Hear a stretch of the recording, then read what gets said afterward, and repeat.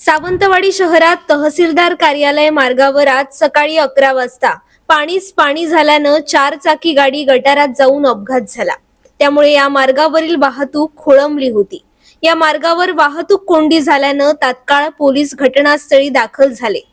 भर पावसात मोरीचं काम हाती घेण्यात आल्यानं सामाजिक कार्यकर्ते संदीप कुडतरकर यांच्या निवासस्थानानजीक रस्त्यावर पाणी साचलं। त्यामुळे नेमका रस्ता कुठे हेच कळत नव्हतं।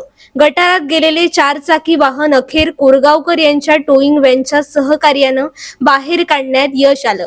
यावेळी नगर परिषद सभापती प्रतीक बांदेकर यांनी घटनास्थळी धाव घेऊन व बांधकाम विभाग अधिकारी सरडे यांनी या रस्त्यावरील पाणी कसं कमी करता येईल याचा प्रयत्न सुरू केलाय।